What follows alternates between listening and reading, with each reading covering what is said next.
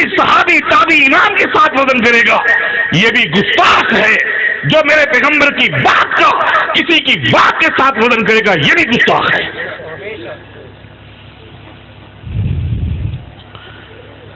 اللہ کے بندو،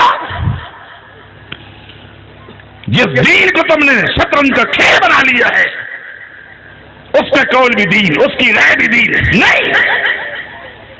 دین کیا ہے؟ نبی علیہ الصلوۃ والسلام نے ایک دن فرمایا یا ایھا الناس ان اللہ تعالی قد افترض علیکم الحج فحجوا، او لوگو اللہ نے تم پر حج فرض کیا ہے، حج فرض کیا ہے، تم میں سے جو صاحب استطاعت ہے اس کو چاہیے کہ وہ حج کرے۔ ایک شخص نے پوچھا فی کل عام یا رسول اللہ صلی اللہ علیہ وسلم، کیا مالدار آدمی کو ہر سال حج کرنا پڑے گا؟ نبی علیہ السلام خاموش رہے، آپ نے سوال کا کوئی جواب نہ دیا۔ اس نے دوبارہ سوال کیا فی کل عام، صاحب استطاعت کو ہر سال حج کرنا پڑے گا؟ آپ خاموش ہے، کوئی جواب نہیں دیا۔ اس نے تیسری مرتبہ سوال کیا افی کل عام، صاحب ثروت کو صاحب دولت کو ہر سال حج کرنا پڑے گا؟ اب نبی علیہ السلام نے فرمایا سنیے، فرمایا کہ لو قلت نعم لوجبت ولو وجبت ما استطعت، اگر تیرے سوال پر میری زبان پر یہ لفظ آ جاتا جی ہاں، میری زبان سے یہ لفظ نکلتا جی ہاں، میری زبان سے لفظ نکلتا اور ہر سال کا حج فرض ہو جاتا، اور ہر سال کا حج فرض ہوتا تو تم میں سے کسی کی استطاعت نہ ہوتی۔ ہم یہ کہتے ہیں جو جملہ، جو بول، جو لفظ میرے پیغمبر کی زبان سے نکلے گا وہ دین ہے، پیغمبر کے علاوہ کوئی بھی نہیں ہے جس کی باتوں کو، جس کے اقتباسات کو دین سمجھا جائے۔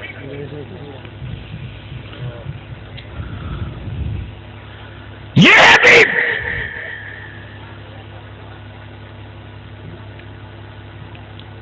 ہم یہ کہتے ہیں امت کا ایک ایک فرد واجب الاحترام ہے۔ کیا ہے؟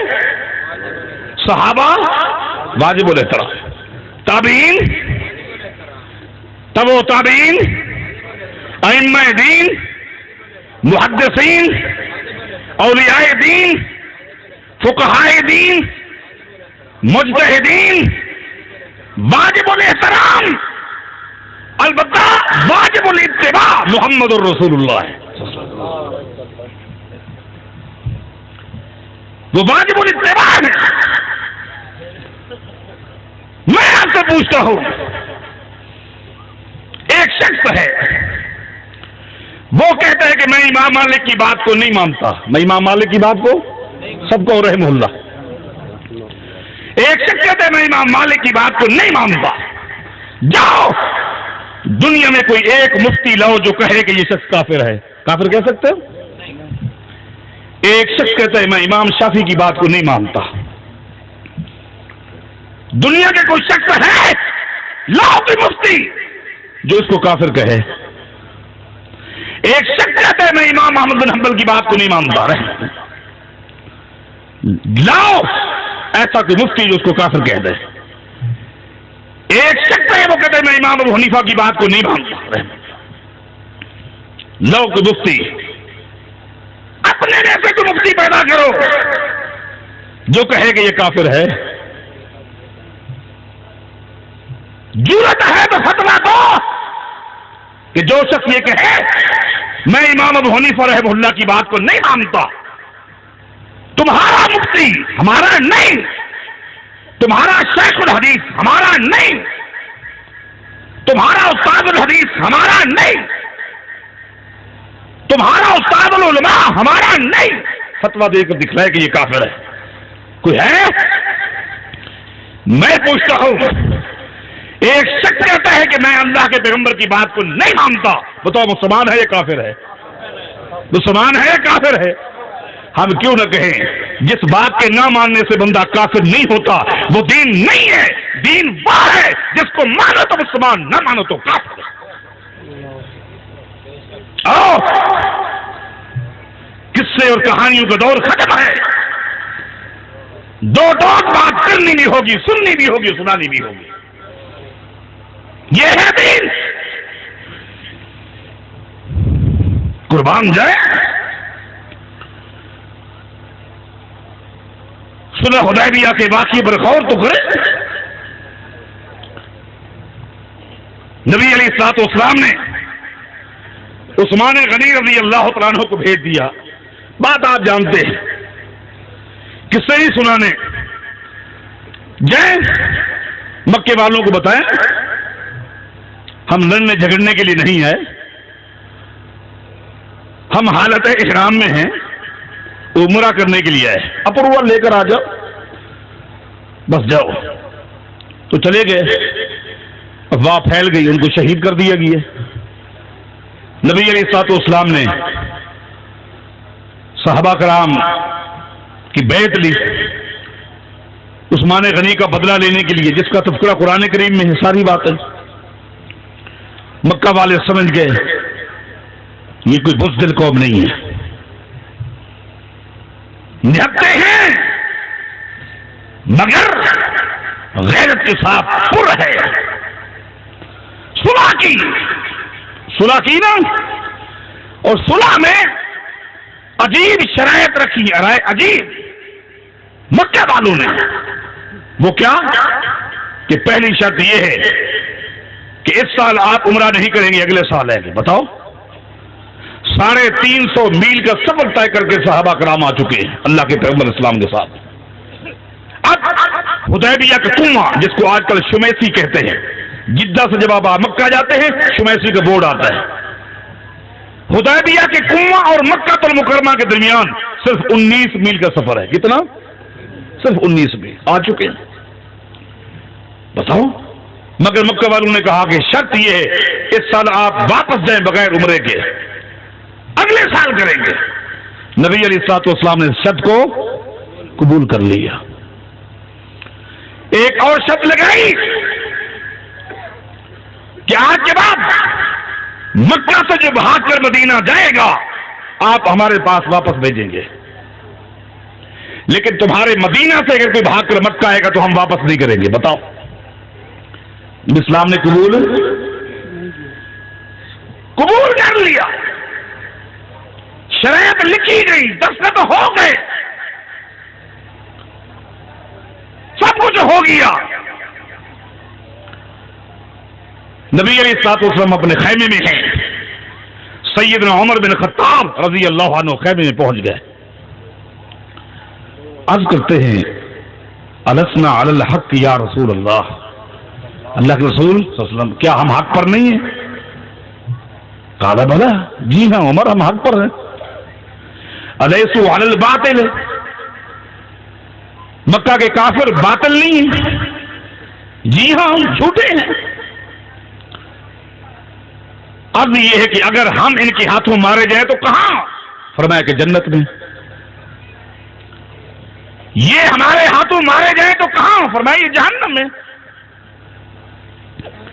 سیدنا عمر نے صرف اتنا کہا پھر یہ صلح کیسی ہے؟ یہ صلح کیسی ہے؟ عقل کے خلاف ہے، عقل کے ذہن کے خلاف ہے۔ اتنا کہا، نبی علیہ السلام نے کیا جواب دیا سنیے، فرمایا کہ یبن الخطاب انی رسول اللہ، او خطاب کے بیٹے میں اللہ کا رسول ہوں۔ کیا مانا؟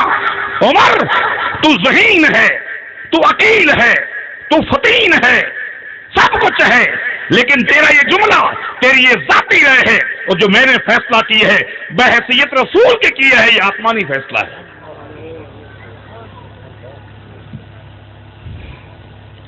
حضرات، امیر عمر نے بھی بے ادبی نہیں کی تھی، گستاخی نہیں کی تھی، خالی اللہ کے پیغمبر کے فیصلے کے سامنے استفسار کے طور پر اپنی رائے کو پیش کیا۔ اس کے بعد اتنا پچھتائے، اتنا افسردہ رہے۔ امیر عمر فرماتے ہیں کہ اس کے بعد بڑی بڑی لڑائیوں میں میں شریک ہوا، بڑے بڑے معرکوں میں میں شریک ہوا، نیت یہ تھی ہو سکتا ہے کہ آج کے کارنامے کی وجہ سے اللہ میری اس غلطی کو معاف کر دے۔ حضرات، استفسار کے طور پر ایک شخص میرے پیغمبر کے فیصلے کے مقابلے میں ایک رائے کو رکھتا ہے، رجوع بھی کر لیتا ہے، مگر زندگی بھر پچھتاتا ہے اور قربانیاں دیتا ہے تاکہ وہ غلطی دور ہو جائے، اور آج میرے پیغمبر کی صراحت کے ساتھ حدیث کے مقابلے میں رائے کو لیا جائے اور میری پیغمبر کی حدیث کو پاؤں کے نیچے لٹایا جائے، بتاؤ یہ نہیں ہے؟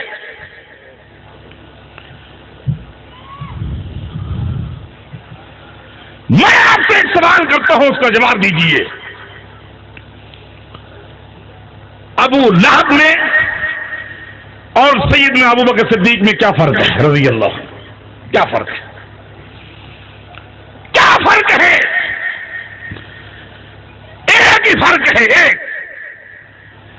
ابو لہب نے میرے پیغمبر کی ذات کو مانا، میرے پیغمبر کی ذات کو مانا، ولادت کی خبر سن کر لوڈی کو آزاد کر دیا، اپنا گھر میرے پیغمبر کے گھر کے سامنے بنایا، میں نکلتے وقت محمد کو دیکھوں، داخل ہوتے وقت محمد کو دیکھوں۔ میرا لاڈلا بھتیجا، میرا پیارا بھتیجا، میرا یتیم بھتیجا، میں گھر میں بیٹھا ہوں تو میرے گھر میں آواز آئے تو میرے بھتیجے محمد کی آئے، میری نگاہیں اٹھے تو چہرہ محمد کا ہو صلی اللہ علیہ وسلم۔ ابو لہب ہے، میرے پیغمبر کی ذات سے محبت کی، ذات کا احترام کیا، ذات کا ادب کیا، مگر میرے پیغمبر کی بات آئی تو میرے پیغمبر کی بات کو اپنے پاؤں کی نوک کے ساتھ تباہ کر دیا۔ یہ شخص ہے ذات سے محبت کی، بات کو ردی کی ٹوکری میں ڈالتا رہا۔ اس کے مقابلے میں ابو بکر صدیق ہے، جس نے میرے پیغمبر کی ذات کو بھی سینے کے ساتھ لگایا، میرے پیغمبر کی بات کو بھی سینے کے ساتھ لگایا۔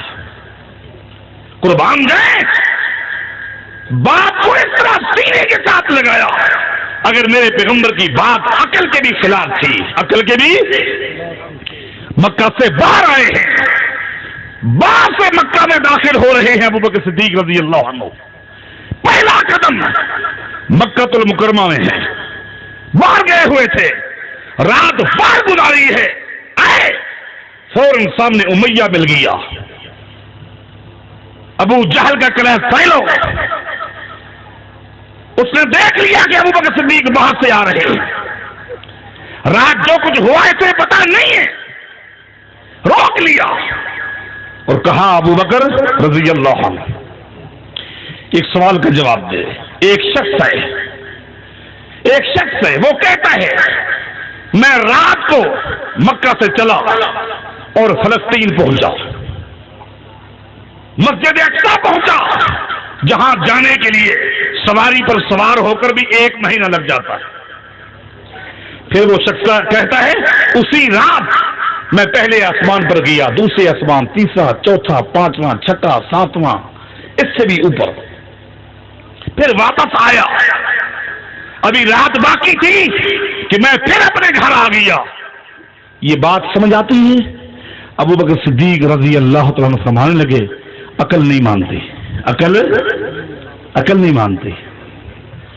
اس کی باتیں کھل گئی، اس نے کہا یہی بات آج صبح محمد نے کہی ہے صلی اللہ علیہ وسلم۔ ابو بکر صدیق فرماتے ہیں امیہ یہ بات میری عقل تو نہیں مانتی، اگر میرے پیغمبر نے فرمایا ہے تو میرا ایمان قبول کرتا ہے۔ حضرات، عقل کے خلاف تھی، میرے پیغمبر نے زبان سے ادا کی، ابو بکر صدیق نے سینے کے ساتھ لگا لیا۔ یہ ان دونوں میں فرق ہے، جس نے خالی ابو لہب نے خالی میرے پیغمبر کی ذات سے محبت کی، میرے پیغمبر کی ذات کے ترانے، میرے پیغمبر کی ذات کے قصیدے، میرے پیغمبر کی ذات کی نعتیں، میرے پیغمبر کی ذات کے حوالے سے نظمیں، سب کچھ۔ نتیجہ کیا نکلا؟ قرآن کہتا ہے تبت یدا ابی لہب و تب، ما اغنا عنہ مالہ وما کسب، ابو لہب برباد ہو گیا، اس کا ستیہ ناش ہو گیا، مال و متاع جائیداد دنیا کی کوئی چیز ابو لہب کو فائدہ نہ دے سکی، یہ خالی ذات سے محبت کرنے والا تباہ ہو گیا۔ میرے پیغمبر کی ذات اور باپ دونوں کو سینے کے ساتھ لگانے والے ابو بکر صدیق ہے، آ رہے ہیں، نبی علیہ السلام بیٹھے ہوئے ہیں اور آپ فرماتے ابو بکر کاش تھوڑی دیر پہلے تو آ جاتا۔ کیا تھا؟ آپ نے فرمایا کہ آج اللہ نے جنت کے 8 دروازے میرے سامنے کر دیے تھے اور میں دیکھتا رہا، اگر تو ہوتا تو میں تجھے بھی دکھلا دیتا۔ نبی علیہ السلام فرماتے ہیں اگر تو ہوتا آج جنت کی 8 دروازے تو بھی دیکھ لیتا۔ ابو بکر صدیق رضی اللہ تعالیٰ عنہ نے عرض کی مجھے دیر ہو گئی، میں نہ آ سکا، جنت کی 8 دروازے نہ دیکھ سکا، لیکن آقا میرے ایک سوال کا جواب تو دے، یہ جنت کی 8 دروازے قیامت کے دن ہر جنتی جو جنت میں جائے گا وہ 8 دروازوں سے تو نہیں جائے گا، کسی ایک سے جائے گا، لیکن کوئی ایسا خوش نصیب بھی ہوگا کہ جس کو جنت کے 8 دروازوں سے آواز لگے کہ تم یہاں سے آ جاؤ، یہاں سے آ جاؤ، یہاں سے۔ حضرات مہمان آتے ہیں، کرسی دیکھ کر بیٹھ جاتے ہیں، جگہ خالی جگہ دیکھ کر بیٹھ جاتے ہیں۔ کچھ خوش نصیب مہمان ایسے بھی ہوتے ہیں جن کے لیے کرسیاں خالی کی جاتی ہیں، جن کو کہا جاتا ہے حضرت آپ یہاں بیٹھ جائیں، یہاں بیٹھ جائیں۔ بیٹھنا تو اس نے ایک کرسی پر ہے نا، لیکن ایک شرف کی بات ہے، یہ ایک سعادت کی بات ہے۔ کوئی ہے جس کو قیامت کے دن جنت کی 8 دروازوں سے آواز لگے کہ یہاں سے آ جائے؟ آزم ہے نام وَأَنَا أَرْجُو أَن تَكُونَ مِنْهُمْ۔ ابو بکر جی ہاں کچھ ہوں گے اور مجھے یقین ہے جن لوگوں کو جنت کی 8 دروازوں سے آواز لگے گی ان میں سے ایک تم بھی ہو۔ آپ ہماری دعوت کو سنو، میرے پیغام کو نوٹ کرو، ہمارے منہج کو نوٹ کرو، ہمارے مسلک کو نوٹ کرو، ہمارے ضابطہ دستور اور اصول کو نوٹ کرو۔ دونوں چیزوں کو ساتھ لے کے چلنا ہوگا، ذات کو بھی اور بات کو بھی۔ اللہ کی پوری مخلوق میں آپ کی ذات بھی اعلیٰ اور آپ کی بات بھی اعلیٰ، اور سن لیجیے یہی دین ہے ہمارا، بس یہی منہج ہے، یہی منہج ہے، اور یہ منہج صحابہ کرام کا منہج ہے۔ آپ کو حدیبیہ کا واقعہ بتا رہا تھا، نبی علیہ السلام تو بتا دیا گیا کہ عثمان غنی زندہ ہے، عثمان غنی آ گئے۔ سنیے، اب بغیر عمرے کے صحابہ کرام مکہ سے کہاں جا رہے ہیں؟ حدیبیہ سے کہاں جا رہے ہیں؟ مدینہ جا رہے ہیں۔ دوران سفر صحابہ کرام نے عثمان غنی سے پوچھا، عثمان اب آپ بتائیں مدینہ والوں نے مکہ والوں نے آپ کے ساتھ کیا سلوک کیا ہے؟ سیدنا عثمان فرماتے رضی اللہ عنہ، مکہ والوں نے میری وہ عزت کی ہے جو میرے وہم و گمان میں دل تھی۔ عثمان وہ کیا؟ فرماتے ہیں کہ مکہ والوں نے کہا عثمان آپ کے لیے بیت اللہ کا دروازہ کھلا ہے، آپ جائیں، عمرہ بھی کریں، طواف بھی کریں، آپ کے لیے ہے اور کسی کے لیے نہیں۔ صحابہ کرام نے کہا تو پھر تو آپ نے خوب طواف کیے ہوں گے، خوب طواف کیے ہوں گے، آپ نے تو عمرہ بھی کر لیا ہوگا۔ عثمان غنی فرماتے بئس ما ظننتم بی، دوستو میرے بارے بدگمانی سے بچ جاؤ۔ کس سے بچ جاؤ؟ یہ کون سی بدگمانی ہے؟ بئس ما ظننتم بی، یہ تمہاری بدگمانی ہے میرے بارے۔ صحابہ نے کیا کہا؟ نعوذ باللہ، کوئی برائی کے بارے کہا؟ عمرے کے لیے کہا، طواف کے لیے کہا۔ عثمان ہم مکہ مدینہ سے کیا کرنے چلے تھے؟ عمرہ کرنے کے لیے، طواف کرنے کے لیے، ہمیں تو موقع نہیں ملا، مکہ والوں نے روک دیا۔ آپ کے لیے بیت اللہ کا دروازہ کھول دیا، عمرہ بھی کیجئے، طواف بھی کیجئے، پھر آپ نے کیوں نہیں کیا؟ یہ کون سی بدگمانی ہے؟ سنیے، ہمارے منہج کو نوٹ کیجئے اور دین کو کھیل مت بنائیے۔ فرماتے ہیں او ساتھیو، ہم مدینہ سے عمرے کے لیے آئے تھے، یقیناً آئے تھے، لیکن حدیبیہ سے مجھے اللہ کے پیغمبر نے عمرے کے لیے نہیں بھیجا تھا، عمرے کی اجازت کے لیے بھیجا تھا۔ اللہ کے پیغمبر نے مجھے یہ نہیں بھیجا تھا کہ جاؤ عمرہ کرو، طواف کرو، اجازت کے لیے بھیجا تھا۔ یہ تو ایک دن کی بات تھی۔ واللہ لو مکست بہا سنتن ورسول اللہ بالحدیبیۃ ما طفت بہا حتی یطوف رسول اللہ۔ اللہ کی قسم، یہ تو ایک دن کا موقع ملا اور میں نے عمرہ نہ کیا، طواف نہ کیا۔ اللہ کی قسم، عثمان کو بیٹھے بیٹھے ایک سال بھی گزر جاتا، اس وقت تک طواف نہ کرتا جب تک کہ محمد مصطفیٰ نہ کرتے۔ بتاؤ، یہ ہے تصدیق، یہ ہے دین۔ آپ دین کس کو بنا دیا گیا؟ کس کو دین سمجھا؟ خود ساختہ فارمولے، اصول، اس میں کیا حرج ہے، اس میں کیا حرج ہے؟ قربان جائیں، امام مالک رحمہ اللہ کے پاس ایک شخص آتا ہے اور اس نے آ کر کہا میں عمرے کے لیے جا رہا ہوں۔ آپ کو پتا ہے کہ امام مالک مسجد نبوی کے امام اور خطیب ہیں۔ اس نے کہا کہ میں عمرے کے لیے جا رہا ہوں، آپ سے پوچھنے کے لیے آیا ہوں کہ احرام کہاں سے باندھوں؟ امام مالک رحمہ اللہ فرماتے ہیں ذوالحلیفہ سے احرام جا کر باندھو۔ مدینہ منورہ سے باہر آئیے، 12 میل کے فاصلے پر یہ جگہ ہے جس کا نام ذوالحلیفہ ہے۔ کچھ دن پہلے اس کو بئر علی کہتے تھے اور آج کل آبار علی کہتے ہیں۔ یہ وہ جگہ ہے جہاں جنگ خندق کا واقعہ پیش آیا تھا۔ نبی علیہ السلام نے یہیں سے احرام باندھا تھا۔ عمرہ اور حج ترتیب یہی تھی۔ امام مالک رحمہ اللہ فرماتے ہیں ذوالحلیفہ سے جاؤ اور احرام باندھو۔ اس شخص نے کیا کہا؟ اس شخص نے کہا کہ میری خواہش کچھ اور ہے، میری خواہش کچھ اور ہے۔ تیری کیا خواہش ہے؟ اس شخص نے کہا کہ میری خواہش یہ ہے میں مسجد نبوی کے دروازے پر کھڑے ہو کر احرام باندھوں۔ مسجد نبوی ذوالحلیفہ سے 12 میل پہلے ہے۔ مسجد نبوی کے دروازے پر کھڑے ہو کر احرام باندھوں اور یہاں سے تلبیہ لبیک اللہم لبیک کہتا ہوا چل پڑو۔ میری خواہش یہ ہے۔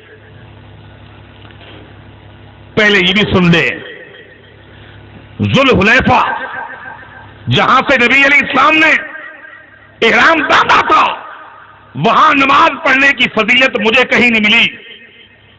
عام جس طرح ایک نمازی نماز پڑھتا ہے جماعت کے ساتھ 27 نمازوں کا ثواب ملتا ہے، اسی طرح ذوالحلیفہ ہے۔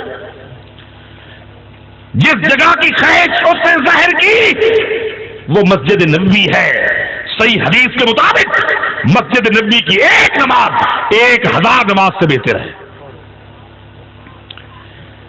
1000 نماز سے بہتر ہے۔ مسجد نبوی کی فضیلت ہے۔ اس فضیلت والی مسجد کے دروازے سے احرام باندھنے کی خواہش رکھتا ہے۔ قربان جائے، امام مالک رحمہ اللہ نے اس کو کہا لگتا ہے کہ تو فتنے کی زد میں آ جائے گا، فتنے کی زد میں آ جائے گا، اپنے آپ کو فتنے سے بچا لے، فتنے سے بچا لے۔ سنیے، یہ کون سا فتنہ ہے؟ کون سا فتنہ ہے جو آج کہتے ہیں نا کہ میاں یہ عمل جو تم نے کہا غلط ہے، اس میں کیا حرج ہے، اس میں کیا حرج ہے، اس میں کیا قباحت ہے؟ اس نے کہا یہ کون سا فتنہ ہے؟ مبارک مسجد کے دروازے پر کھڑے ہو کر احرام باندھو، یہ فتنہ ہے؟ قربان جائیں، اے اللہ ان ائمہ پر اپنی رحمت نازل فرما، ہم ان ائمہ کو ماننے والے ہیں، ہم ان ائمہ کا احترام کرنے والے ہیں، بلکہ ان ائمہ میں سے ایک امام ابو حنیفہ ہیں، اللہ کی قسم اس کو بھی ماننے والے ہم ہیں، یہ نہیں ہے، یہ نہیں ہے، یہ نہیں ہے۔ جو بر صغیر میں ایک عظیم ہستی گزری ہے، آج تک اہل حدیثوں کا دعویٰ یہ ہے کہ وہ اہل حدیث تھے، اور احناف کا دعویٰ یہ ہے کہ وہ حنفی تھے، آج تک دعویٰ چلا رہا ہے۔ شاہ ولی اللہ محدث دہلوی رحمہ اللہ احناف کہتے ہیں وہ حنفی تھے، اہل حدیث کہتے ہیں وہ اہل حدیث تھے۔ ان کی کتاب اٹھو، عقد الجید، کتاب کا نام کیا ہے؟